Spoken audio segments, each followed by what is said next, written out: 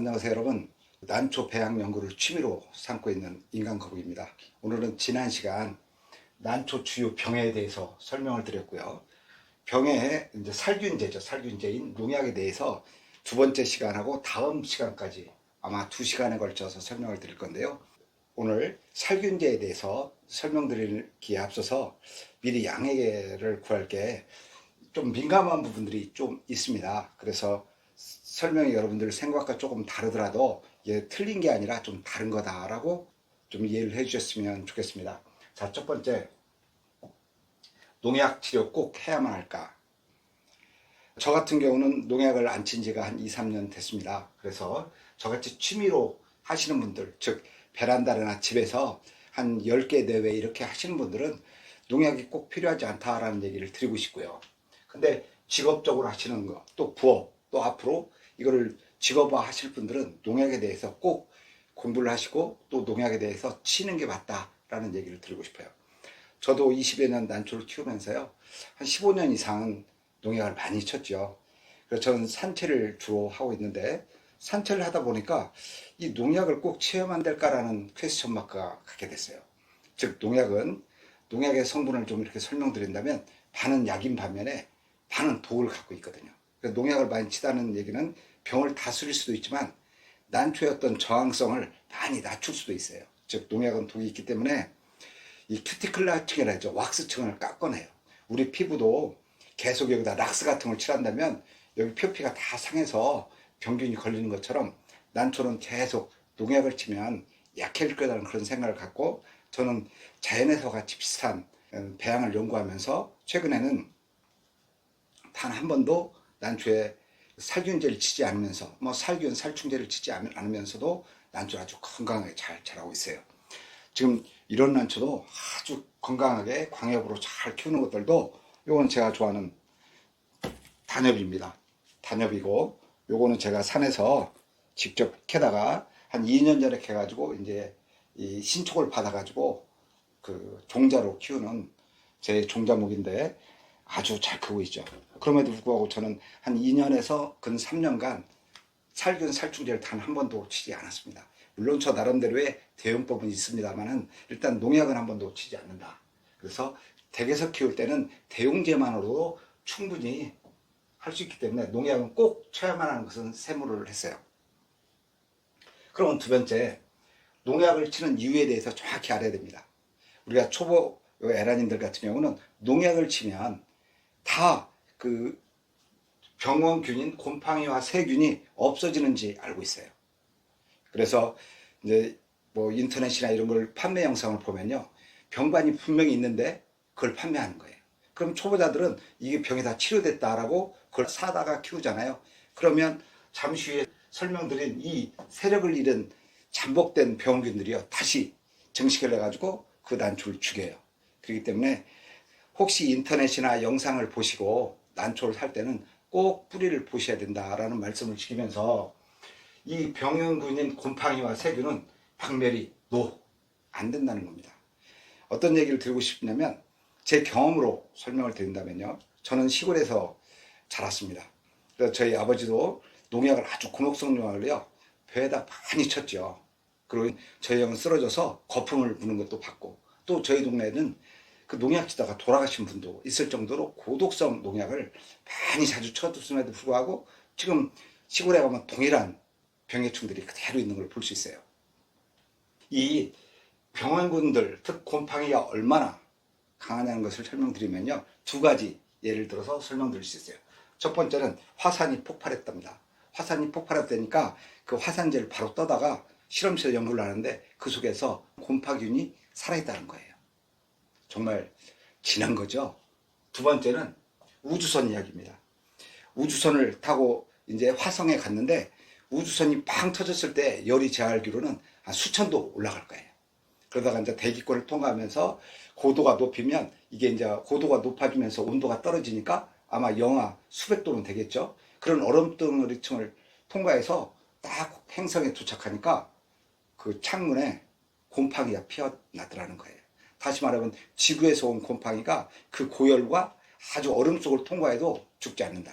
다시 말하면 냉동도 또 열에도 잘 죽지 않는 게 곰팡이균이다. 이렇게 생각하시는 거예요. 제가 이 말을 드리는 이유는요.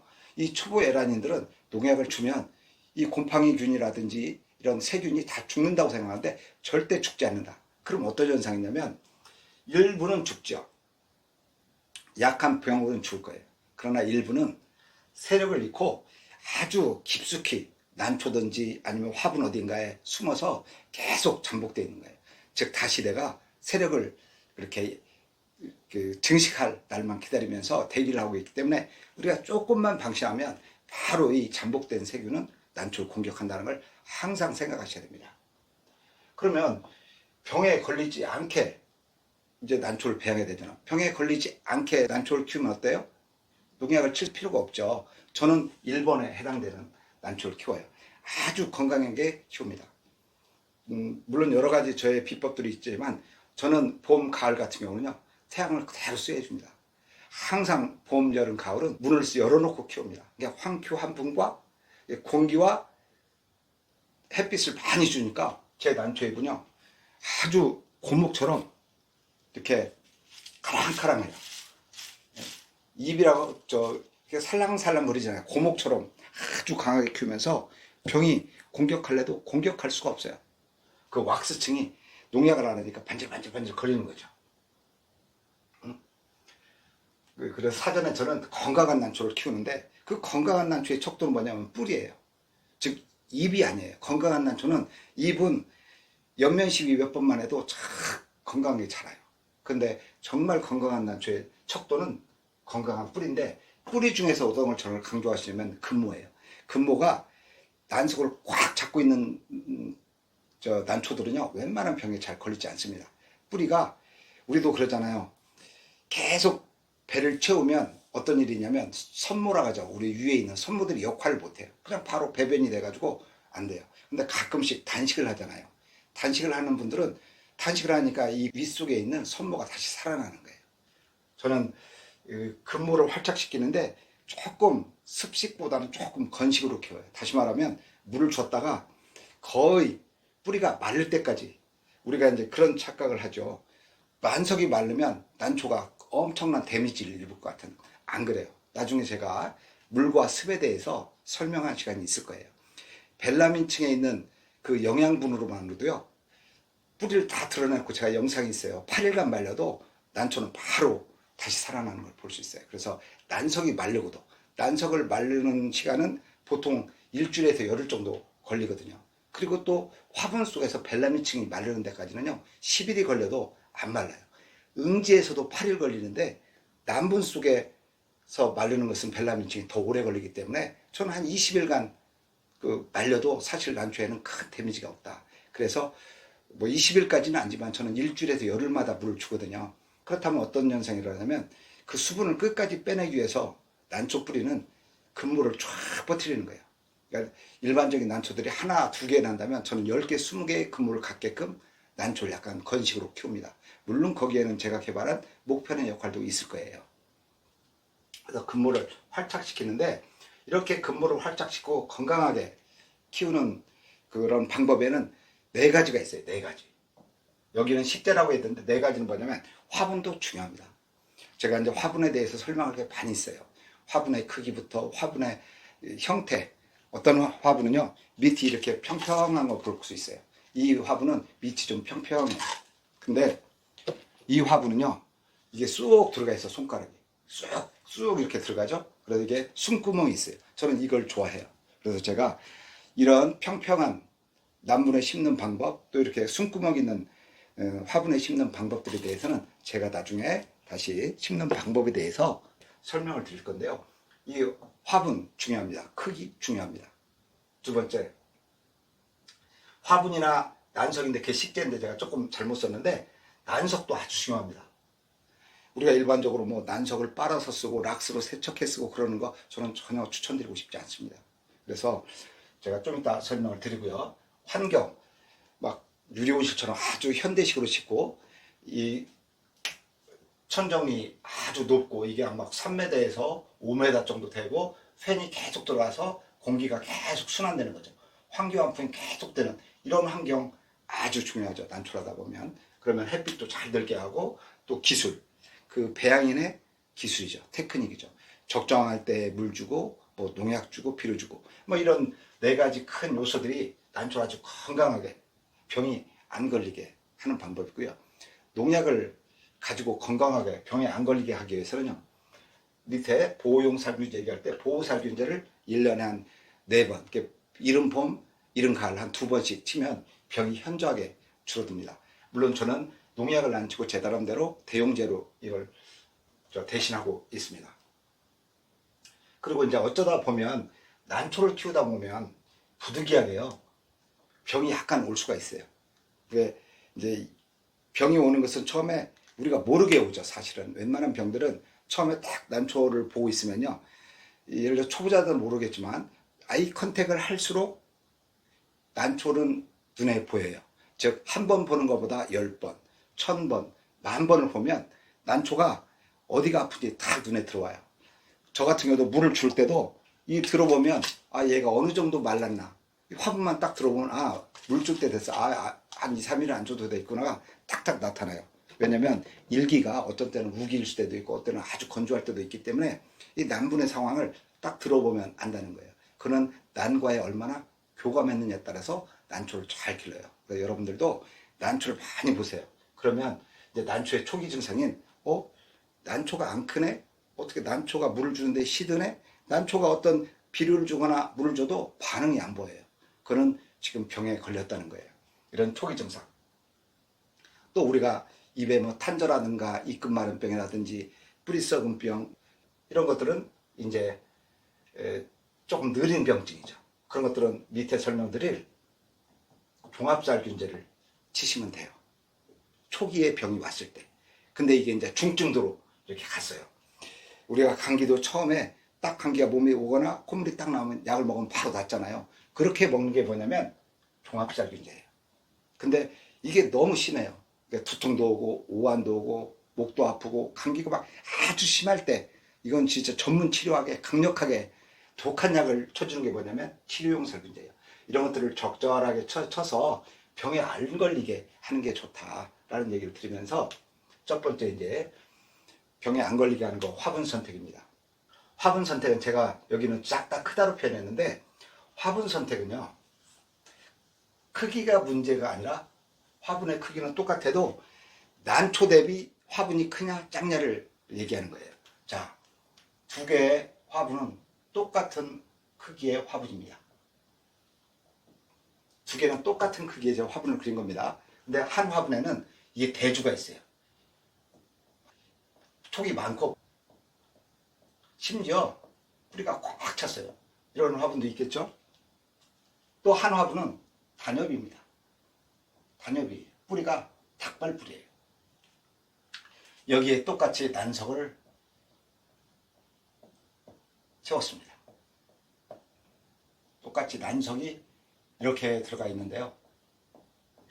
제가 작다 크다는 이거는 난초 대비 화분이 작다라고 표현돼요.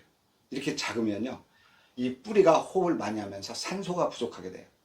산소가 부족하면 이 뿌리가 괴사가 돼요. 죽어요. 그래서 이제 탄화가 걸리고, 탄화가 진행되면 그 자리에 이제 전염성 병이 와요. 탄화로 인한 병증이 시작되는 거죠. 근데 이 화분은 크기는 똑같지만 난초 대비 이 화분의 크기는 아주 큰 거예요. 왜냐하면 뿌리가 닿는 부분이 여기 조금만, 여기 정도만 난석에 있는 거고, 이 난석들은 노는 거예요. 그렇다면 우리가 이제 그 난분 속의 수분을 빼내는 것은, 광합성을 통해서 잎을 빼내는 것은 요것은 증산작용이라고 하고, 이제 바람에 의해서 통기환풍을 통해서 바람이 마르는 것을 우리는 요쪽 빈 공간이죠, 여기서 일어나는 것을 증발이라고 하는데, 이 증발은 화분 위쪽에서만 일어나요. 그러면 화분 밑은 어떤 현상이 되면 물이 정체되는 거예요. 물이. 그럼 물이 정체됐다. 물이 정체됐다는 말은 썩기 시작하고요, 썩으면 곰팡이가 쓰는 거예요. 곰팡이가 쓰는 거예요. 그래서 이게 이제 과습의 원인이 되고, 여기서 이제 곰팡이가 증식돼서 올라와서 이제 밑에서 크면 뭐 후사름이나 뭐 뿌리 썩은 병이 되는 거고, 벌브 쪽까지 오면 이제 후사름균으로 발전하는 거죠. 그래서 우리가 화분도 선택을 난의 크기에 맞게 적절하게 돼야 된다. 그러면 제가 이제 화분에 대해서 설명드리고, 또 화분은 어떻게 화분의 특성이 있어요. 크기도 있지만요, 여러 가지 화분의 크기가 있거든요. 그래서 그런 내용의 난초 심는 것은 추후에 제가 설명드리기로 하고요. 두 번째, 난석입니다. 난석의 특수성을 얘기할 때 일반적으로는 통기성하고 보습성을 얘기합니다. 통기성 좋은 난석은 일반적으로 보습성이 안 좋아요. 물론 요즘 난석들은요, 많이 개선이 돼서 통기성도 좋고 보습성도 좋은 게 많이 있지만, 그래도 통기성이 좋은 건 보습성이 떨어지고, 보습성이 강한 뭐 저국토 같은 건 통기성이 떨어져요. 그렇기 때문에 저는 난석을 쓸 때 여러분들한테 혼합석을 쓰세요 라는 얘기를 하는 거예요. 그래서 두 개가 더 보다 고급된 것은 고급 난석, 좀 비싼 난석을 쓰세요 그러는 거예요. 자, 오늘은 이 전수성은 제가 만들어 놓은 거예요. 전수, 전습 이런 얘기를 할게요. 근데 이제 이 전수성은 뭐냐면, 화분에 이제 난석들이 이렇게 있습니다. 근데 우리가 이제 난석은요,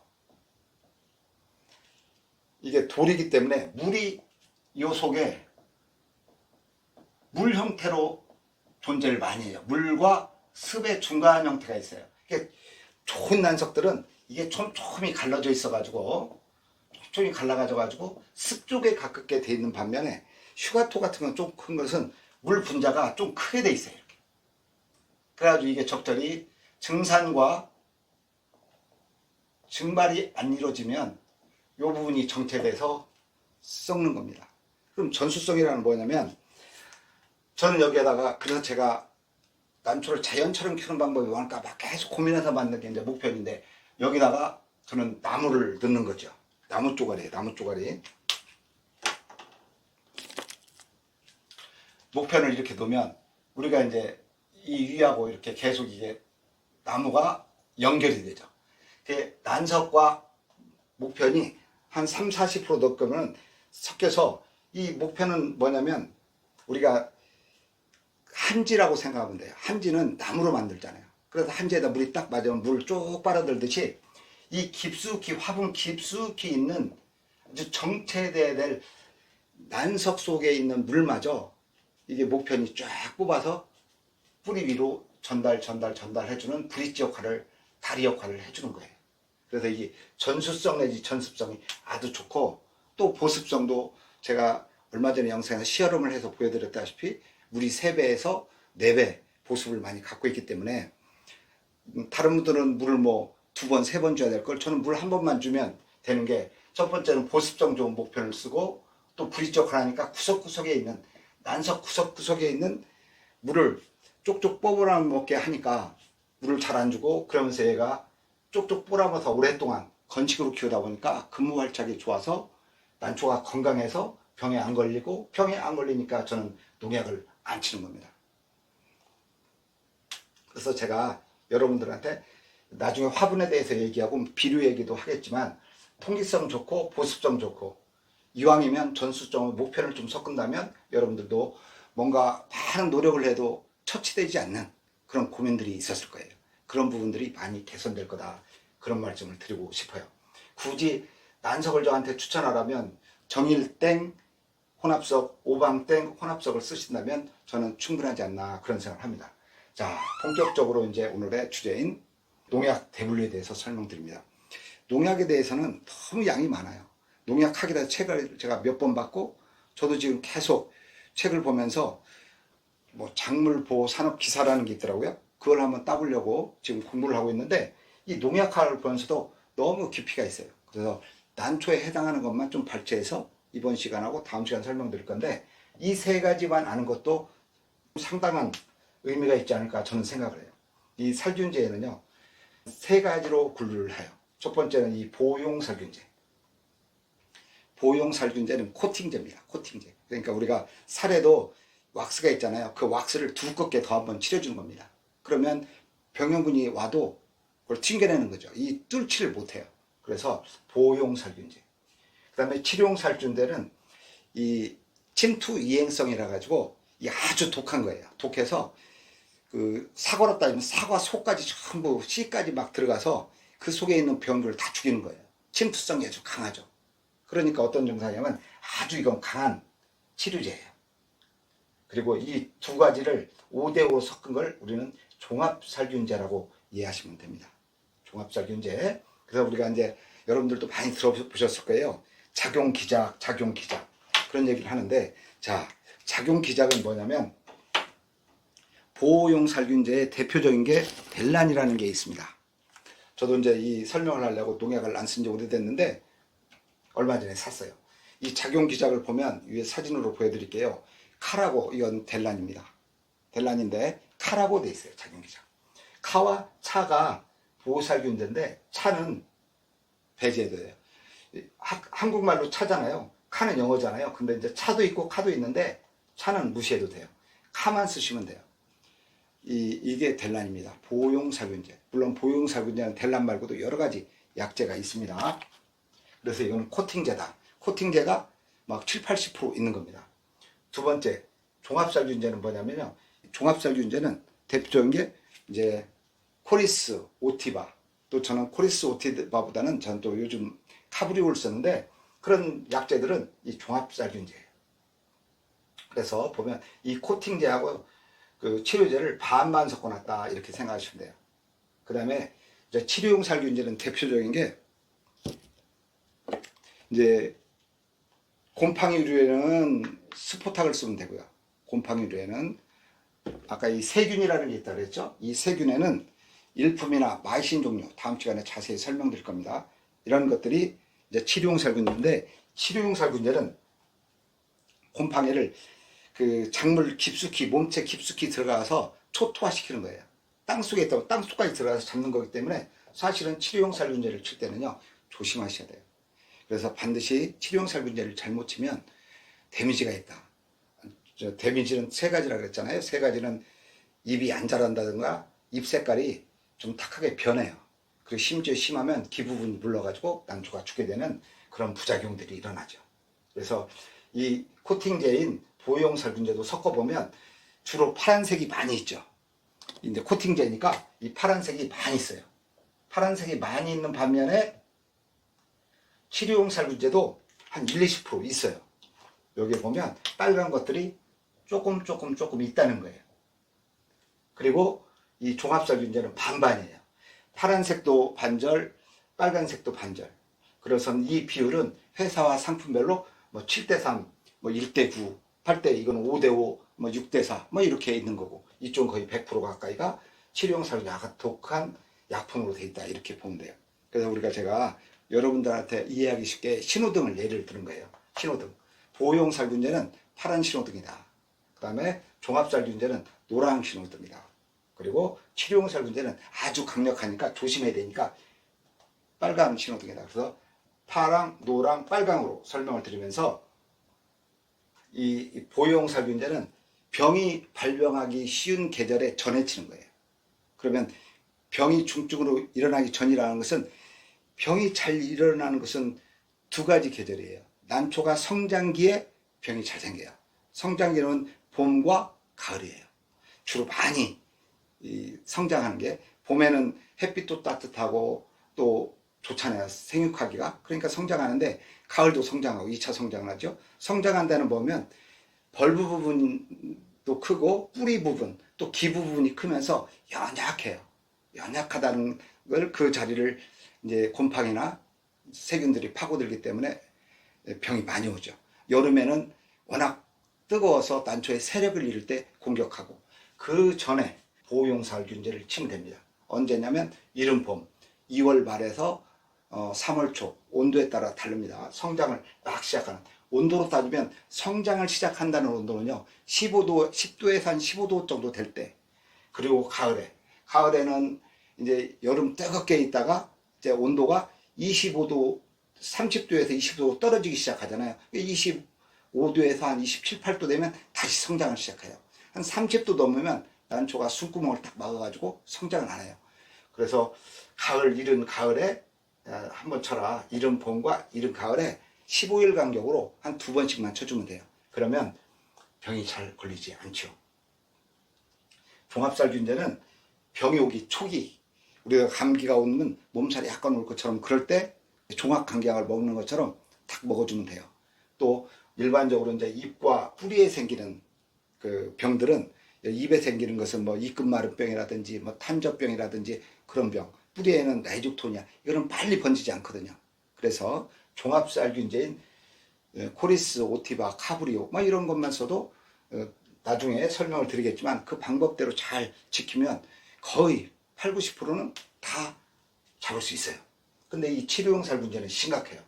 우리들이 이 치료용 살균제를 쓴다는 것은 난초에 중증이나 벌브에 병이 생겼을 때예요.